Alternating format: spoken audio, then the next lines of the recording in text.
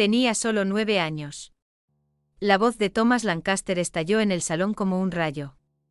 Se levantó bruscamente del sillón tallado. Apretó los puños hasta hacerlos crujir. 9 años, ¿me oyes? Dio un paso hacia adelante como si quisiera agarrar al otro por el cuello. Junto a la chimenea, bajo las sombras de los pesados tapices con el escudo de los Lancaster, estaba Richard de Saint-Martin. Era bajo con la espalda encorvada. Pero en sus ojos brillaba una burla tranquila. Casi cruel. No retrocedió. No se asustó. No guardó silencio. Solo sonrió despacio. Mostró sus dientes torcidos, tan retorcidos como su alma. La conocí antes, mi señor, dijo con tono perezoso. Mejor de lo que usted cree. Sus palabras quedaron flotando en el aire. Como una soga sobre la horca. Pesadas. Sin esperanza. El silencio que siguió sonó más fuerte que un grito. En el salón se volvió difícil respirar. Como si las paredes mismas se negaran a presenciar lo que ocurría. Thomas no se movió. No sacó la espada. No llamó a los guardias. Solo se quedó allí. Callado. Como si cada palabra que saliera de su boca fuera una confesión de debilidad. ¿Por qué lo sabía? Sabía muy bien que esas palabras escondían algo más que rumores vulgares. Detrás había intenciones. Había dinero. Había poder. Un poder ante el que incluso los parientes del rey inclinaban la cabeza. Tal vez, pensó Thomas, tal vez no debí protegerla. Aquella niña que se convirtió en su esposa. No por amor, sino por orden de la corona. Esa condesa que le fue entregada como un cofre lleno de oro. Para que se sentara sobre sus tierras, como un dragón sobre su tesoro. Recordó aquel día. Octubre frío del año 1294.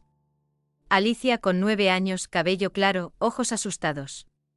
Estaba junto a él en la catedral. Temblaba. Y no solo por el frío. Era solo una niña. Asustada. Sola. ¿Y él? Él tenía 12. Pero incluso entonces sabía la verdad, ella era la llave. La llave para las tierras, los títulos, el futuro. Pero ahora, la llave estaba rota. Mientes, dijo Thomas con voz apagada. Se giró para que nadie viera sus ojos. Y todos lo saben. El jorobado se encogió de hombros. Parecía dudar si seguir jugando. Tal vez lo saben, mi señor. Pero aún así lo dicen. Y lo seguirán diciendo. Hasta que ella muera. ¿O usted? A lo lejos, tras las ventanas, el viento aulló en la noche. Como si la vieja Inglaterra suspirara con pena. Y en lo más profundo de su alma, Thomas lo entendió, esta guerra no era por honor. Ni por amor. Era por herencia. Por tierras.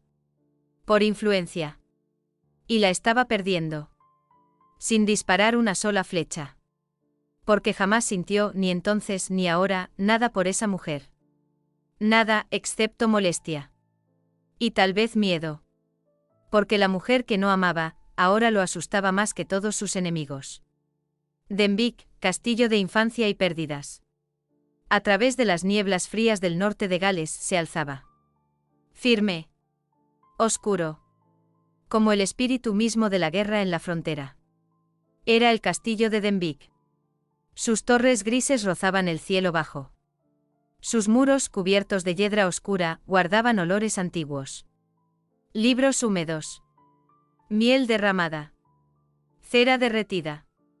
Y también el eco de llantos aún colgado en los pasillos de piedra. Allí, en marzo del año 1281, nació ella. Alicia de Lacy. La tercera hija de una familia antigua, con sangre noble y memoria larga. El parto fue con velas encendidas. Afuera, caía la nieve en el patio.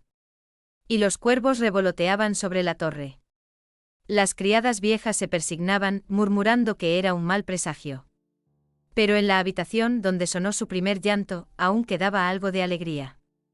Dios nos dio una niña, mi señor, susurró la partera. Y tendió la criatura al padre, Henry de Lacy. Un hombre de hombros fuertes y ojos tristes. Él se inclinó. Miró ese rostro tan pequeño. Y el corazón le tembló. La llamaremos Alicia, dijo despacio. Por mi madre. Que ese nombre le dé fuerza, si la vida no la perdona. Nadie sabía aún cuánta razón tenía. Hermanos traídos por el viento. Alicia no estaba sola en aquel castillo de piedra. Antes que ella, Denvik ya había escuchado el ruido alegre de dos niños. Eran sus hermanos mayores, Edmund y Ion. Edmund con cabello claro. Soñaba con ser caballero. Como su padre. Ion, más ágil, trepaba por los muros todo el día. Como una ardilla. O como un ladrón. Reían. Jugaban con espadas de madera. Corrían por los salones. Asustaban a los criados viejos. Cuando yo sea conde, decía Edmund muy serio, blandiendo su palo como una espada, construiré un castillo más alto que el de Eduardo. Y yo seré el jefe de la guardia, gritaba Ion. O mejor, un bandido. Pero sus sueños se rompieron. Rápido. Como solo puede romperse una vida que empezó con esperanza. Ese día hacía sol. Edmund jugaba en el patio. Fingía ser un caballero, luchando contra sarracenos. No oyó cómo la madera podrida, que cubría el pozo viejo, crujía bajo sus pies. Los sirvientes corrieron. No llegaron a tiempo. Ni la cuerda, ni los cubos pudieron ayudar. Lo hallaron al fondo. Silencioso. Inmóvil. Lady Margaret, su madre, no dijo nada. Solo se inclinó.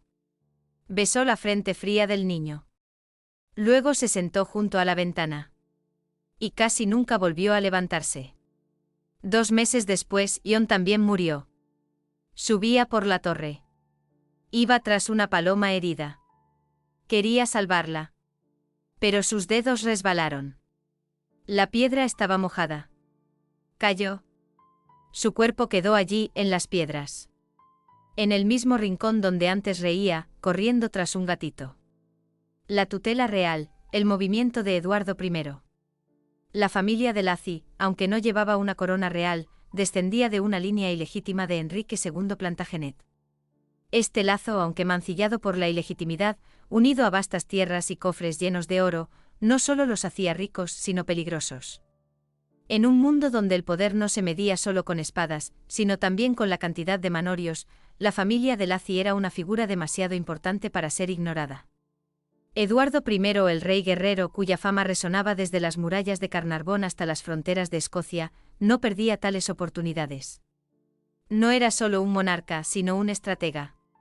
Su mente veía en los linajes no vidas humanas, sino movimientos, combinaciones, vulnerabilidades. Y la heredera de la familia de Lacy, la única superviviente de tantas muertes y tragedias, no era una niña. Era una llave. La llave del tesoro. Del poder. Del equilibrio en el juego inestable de los títulos ingleses. En el año 1294 dio la orden, seca como siempre hacía. Alicia de Lacy a la corte. Bajo protección real. Sonaba como un honor. Pero en realidad, era una orden de la que no se podía escapar. Una mañana fría, sin previo aviso ni abrazos, sacaron a la niña de 9 años de las murallas del castillo de Denvik, la pusieron en una carreta con el escudo de la corona y la llevaron lejos, a Londres, a un destino que no eligió. Ni madre ni padre la despidieron en las puertas. Henry de Lacy solo se quedó en el balcón, apretando el alféizar hasta que sus nudillos se pusieron blancos. Sabía que desafiar a Eduardo significaba traer la destrucción a su familia. Y Margaret, su esposa, callaba. Ya sabía lo que era perder a sus hijos. El matrimonio como sentencia. En octubre de ese mismo año, cuando las hojas caían en Londres como una alfombra por las estrechas calles, llevaron a Alicia, con tan solo 9 años, bajo los arcos del Palacio de Westminster. Allí, en una capilla oscura, entre velas y susurros de la corte, se convirtió en esposa. Su esposo fue Thomas Lancaster, sobrino de 13 años del rey, nieto de Enrique III. Era callado, contenido y, a pesar de su juventud, sabía ocultar sus sentimientos.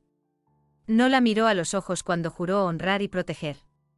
Tal vez porque él mismo sentía que no era una unión de corazones, sino un acuerdo. Para Eduardo, esto era el movimiento perfecto, unir la sangre real con la enorme herencia de los Delacy sin derramar ni una gota de sangre.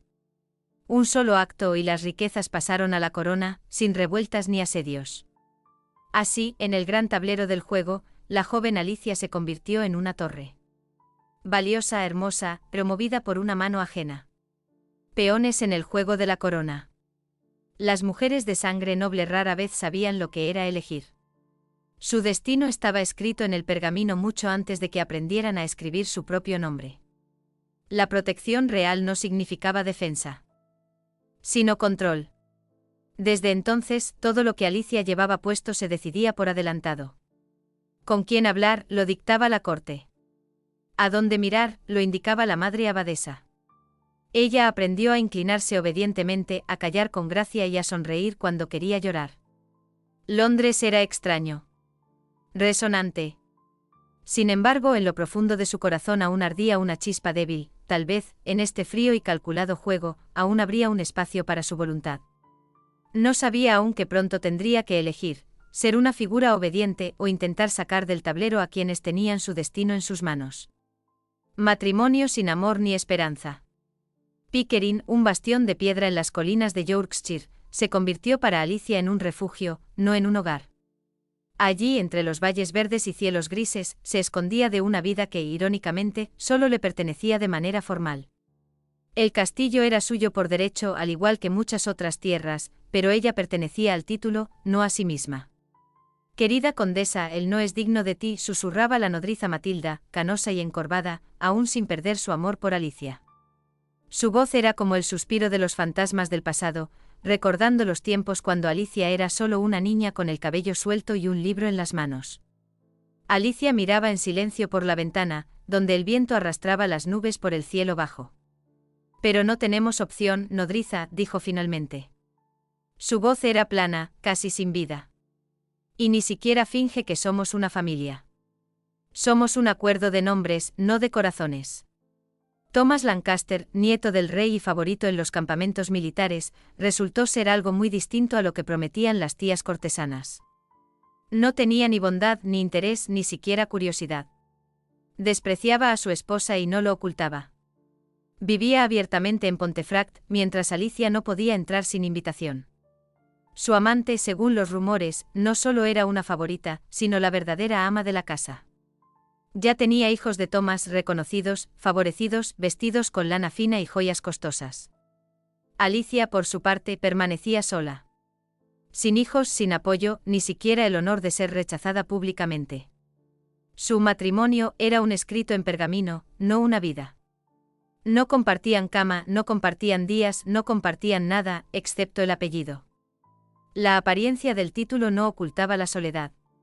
Podía gestionar tierras y lo hacía con sabiduría, nuevas granjas, castillos fortificados, aumento de ingresos. Bajo su mano silenciosa, sus dominios crecían como un bosque tras la lluvia primaveral, fuertes, amplios, abundantes. Incluso sus enemigos reconocían su rara perspicacia. Pero Thomas permanecía callado. No agradecía, no intervenía, no se acercaba. Él esperaba. Esperaba que el tiempo resolviera todo por sí mismo.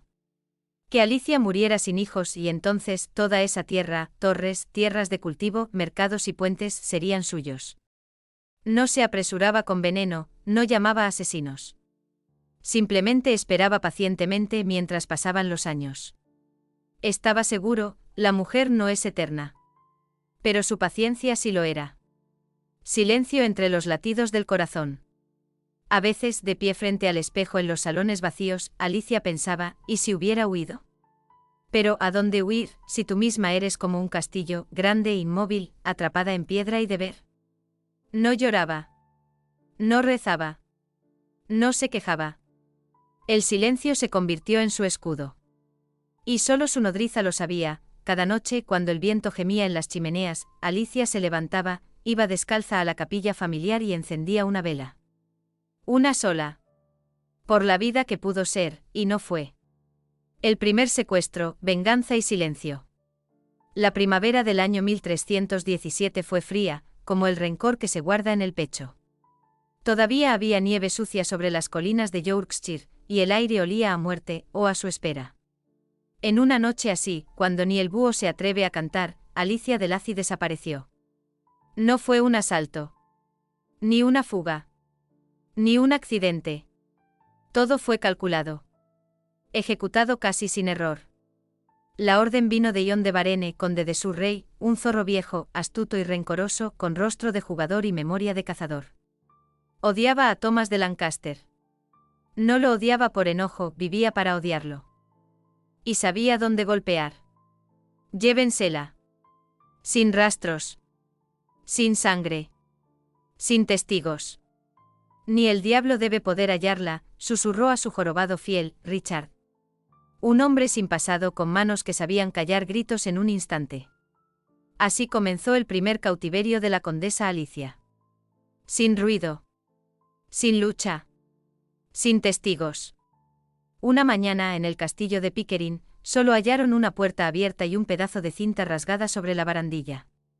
Nada más. Alicia de Lacy estuvo desaparecida durante 5 largos años. Nadie supo dónde estaba. Nadie, salvo Varenne y sus hombres. La mantuvieron en una mansión perdida en Northamptonshire, un lugar que en los mapas reales solo llevaba una cruz y la palabra abandonado. Allí, entre muros fríos y puertas cerradas, le quitaron todo, menos la voluntad. No gritó. No rogó. No escribió cartas. Solo esperó. Callada, firme, peligrosa en su silencio. Mientras tanto, Thomas de Lancaster no movió un dedo. Que muera, le dijo a su capellán, hojeando informes de fincas. Cuanto menos se reparta, más quedará para mí. No envió soldados. Ni escuderos. Ni siquiera publicó una nota de búsqueda. Se comportó como si Alicia ya no existiera. Y en parte tenía razón. Para él, era solo un obstáculo legal. Si ella moría sin herederos, toda su riqueza, tierras y títulos pasarían a él. Eso era lo que esperaba desde el primer día. Desde que la vio con velo de encaje el día de la boda. Pero en ese juego las reglas no las ponía él. El rey Eduardo II estaba harto. Cansado de los nobles rebeldes. Cansado del desprecio abierto de Lancaster. En el año 1322, las tropas reales cercaron su castillo, Pontefract. Un lugar que solo recordaba voces apagadas y olor a traición. A Thomas lo capturaron. El juicio duró 2 días. Después lo llevaron ante la multitud. Sonaron tambores. Y lo ejecutaron frente a las mismas puertas, que tantas veces se negaron a los mensajeros del rey. ¿Y Alicia? Cuando supo que su marido había muerto, no lloró. No la sacaron del encierro. Al contrario, su situación empeoró. Ahora era viuda de un traidor. Un título que no daba honor, sino vergüenza. Peor que la peste. La llevaron a York y la encerraron en una torre. No la torturaron. No la golpearon. No la acusaron de nada. Solo la encerraron. Como a una pieza en el tablero, que ya no tenía valor. Solo una cosa la salvó, el oro. Y la tierra. La corona pedía un rescate. 20.000 libras, una suma inmensa, incluso para una condesa. Pero más que el dinero querían su firma. Una firma que renunciara a parte de sus tierras. Solo así podría recuperar la libertad. Y con el mismo silencio con que había soportado el encierro, Alicia tomó la pluma y firmó. Su mano no tembló. Libertad sin alas. Cuando se abrieron las puertas de la torre, no había carruaje. No había honores. Nadie la esperaba. Solo un camino vacío. Y por él caminó. Sola. Pero con la espalda recta. Sus años de silencio no fueron derrota. Fueron resistencia. Esa era Alicia de Lacy. Una mujer que no se podía comprar. Ni doblegar. Solo borrar por un tiempo. Amor tardío pero verdadero. Durante años, su nombre aparecía en decretos reales o en denuncias. Su rostro más en lágrimas que en espejos. Pero un día, la vida de Alicia se quedó en calma. Como una tormenta que se aleja, dejando solo ruinas. Pero también espacio para algo nuevo. O simplemente para respirar. Ya nadie intentaba usarla como moneda. Nadie exigía promesas. Nadie susurraba su nombre en los pasillos del poder. Se volvió demasiado débil para dar miedo. Y demasiado orgullosa para rogar. Oficialmente estaba bajo vigilancia de la corona. Una forma elegante de decir, casi aislada. Pero no en una celda. En una finca cerca de Shropshire. No con grilletes. Solo con guardias que miraban a otro lado cuando ella salía al jardín. La casa era vieja. El techo hundido. El suelo crujía. Las ventanas daban al bosque. Las paredes estaban cubiertas de parra salvaje, como el alma cubierta de recuerdos. Había silencio. Y en ese silencio Alicia escuchó lo más importante a sí misma. La llamaron la condesa de Tres Reinos. Heredera, esposa, prisionera, viuda. Ahora era solo una mujer. Una que había sobrevivido casi todo lo que puede vivir una persona. Su pelo ya tenía hilos de plata. Pero sus ojos seguían claros. Su mirada firme. Incluso sus enemigos con el tiempo empezaron a decir su nombre con respeto. Entendieron algo, no desapareció. Resistió. Y justo cuando ya no esperaba nada de la vida, salvo paz, el destino hizo su último giro. El barón Ebenezer Lestrange no era joven. Ni famoso. Su tierra era pequeña. Su ejército casi nada. Y su nombre desconocido en la corte. Pero tenía algo raro, veía lo que otros escondían. No para sacar ventaja. Sino porque entendía. Llegó a la finca como uno de los pocos que podían entrar. No por orden. Por voluntad. Trajo libros. Cartas. Un poco de vino del monasterio. Y tiempo. La primera vez hablaron del clima. La segunda de los salmos. La tercera del dolor. Condesa, permítame hablar con franqueza, dijo él una mañana, mientras el agua derretida caía del techo y los gorriones peleaban por una rama. Hable, respondió ella, sin ironía. He oído que usted sufre. En silencio. Desde hace años. Alicia lo miró fijamente. Como quien se ve en el agua oscura.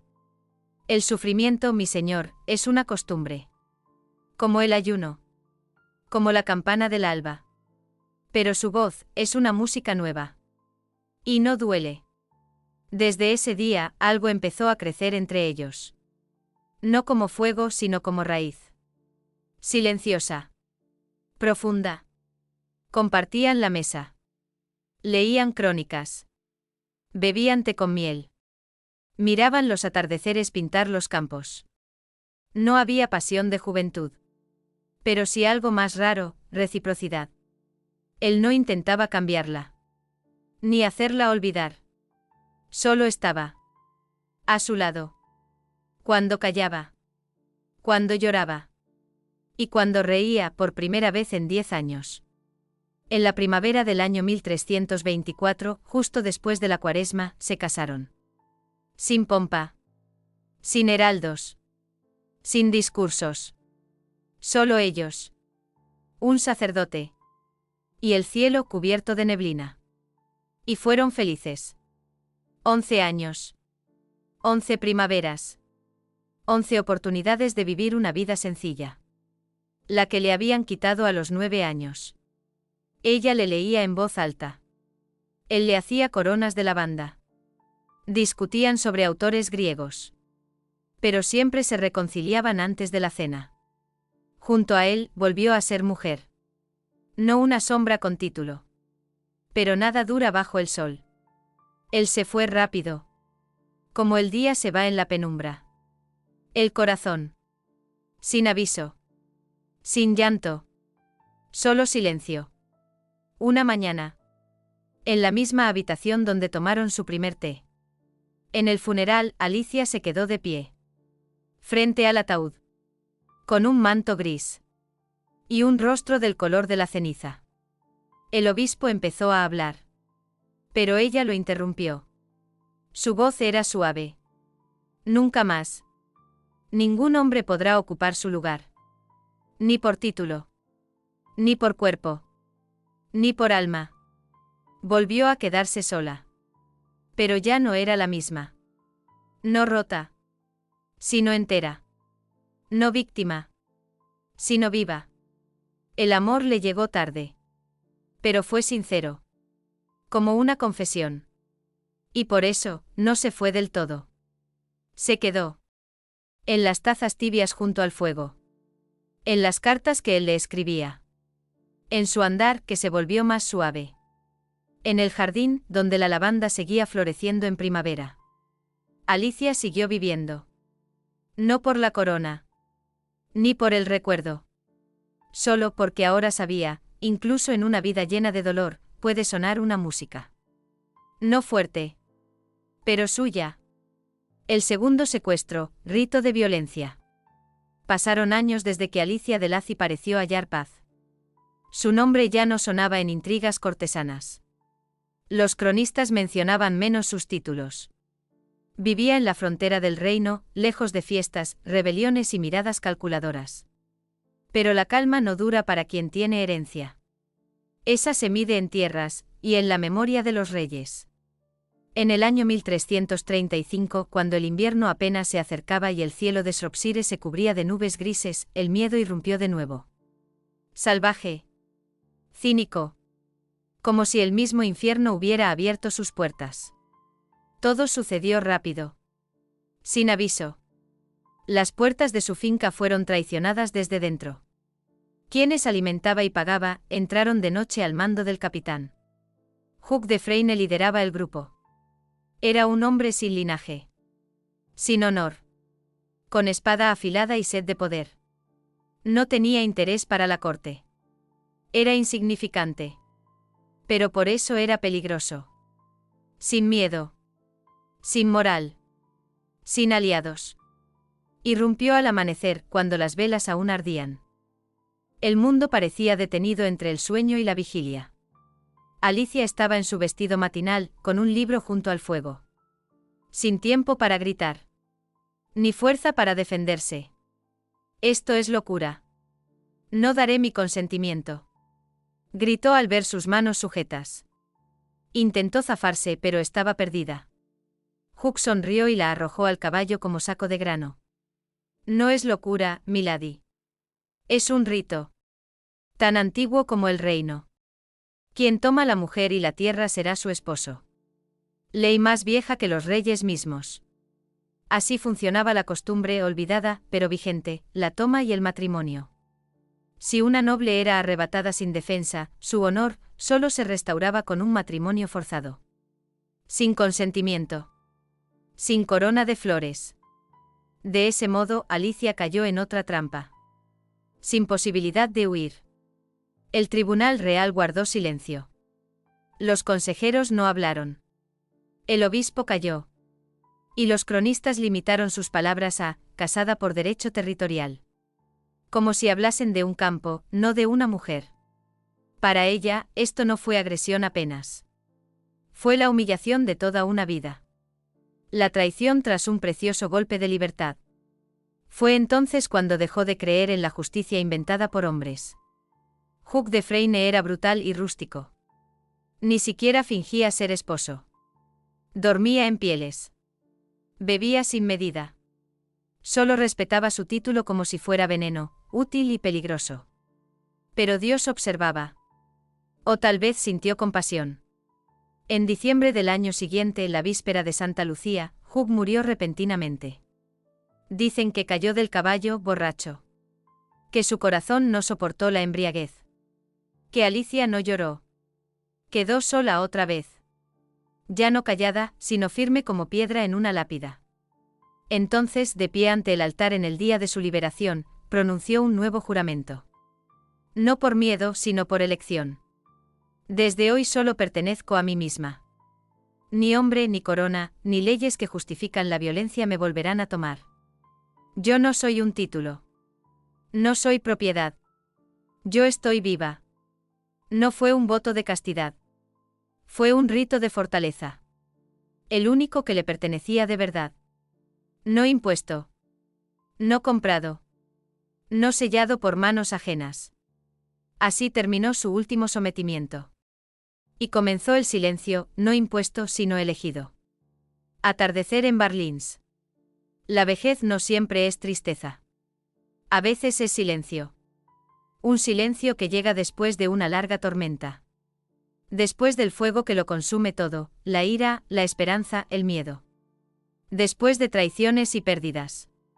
De votos, de bodas, de cadenas. Cuando ya no queda nada, salvo la memoria.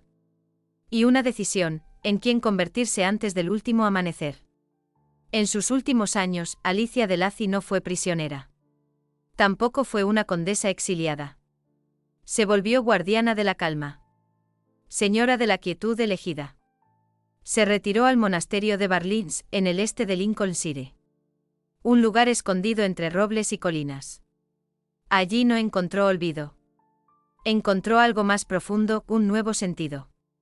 Los monjes la llamaban Mater Pietatis, Madre de la Compasión. Nadie allí la recordaba como esposa de Lancaster. Ni como víctima de Freine. Ni como sobrina de un rey. Allí era simplemente hermana Alicia. Y a la vez, una gran dama. De mente clara y corazón ardido por el fuego, pero aún vivo. Bajo su cuidado, la abadía floreció. Como un jardín olvidado que vuelve a la vida tras la lluvia. Se reconstruyeron iglesias. Los refugios recibieron pan y velas. La escuela del convento, por su orden, empezó a enseñar también a niñas pobres, no solo a varones. Cuando el rey, ya Eduardo III, le devolvió parte de su herencia, no reforzó castillos. Construyó un hospital. Y 2 puentes para que los viajeros no murieran en las crecidas. Decían que ya no usaba joyas. Solo un anillo de plata. Viejo, opaco. Con un pequeño rubí. Regalo de Ebenezer. Al atardecer se la veía en el jardín. Caminaba despacio. Con bastón pero erguida. El viento movía su cabello canoso, escapando bajo el pañuelo sencillo. Y los pájaros no huían al verla. A veces llegaban mensajeros desde Londres. Pero ella casi no respondía. Solo rezaba. Solo escribía en unos cuadernos. El monje secretario los guardaba en una caja de madera aparte. No sufría enfermedades. Solo cansancio. Un cansancio hondo como el otoño. Nunca se quejaba. Decía que daba gracias. Por cada día sin miedo. Por cada noche en que ningún paso en el pasillo iba tras ella. Y así en el invierno del año 1348, cuando aún no caía la nieve, pero el aire ya olía a ceniza, su corazón se detuvo. Las criadas la hallaron en su cama. Bajo una manta de lana. El rostro en paz. Las manos juntas sobre el pecho. Sobre la almohada, un relicario. De plata. Gastado por los años. Dentro un pedazo de tela y una inscripción grabada. A Ebenezer, mi único. No dejó herederos. No dejó testamento con listas largas. Solo esa frase. Y un nombre. Tenía 67 años. En aquellos tiempos era casi un siglo. Pero no la llamaron vieja. Dijeron que vivió mucho. En los monasterios, su nombre se añadió a las letanías como Alicia, quien devolvió la misericordia. Y el pueblo, gente sencilla, que alguna vez recibió pan caliente o un techo por una noche, la recordaba con respeto. Como a alguien que supo lo que era ser rota, y aún así no rendirse. Así terminó la vida de una mujer que muchos intentaron dominar. Quitarle su voz. Su nombre. Su voluntad. Pero al final, se volvió leyenda. No por su linaje. Sino por algo más difícil, porque logró seguir siendo ella misma. Contra todo. Un legado sin hijos. Alicia de Lacy nunca fue madre. Su vida no conoció voces de niños en los salones.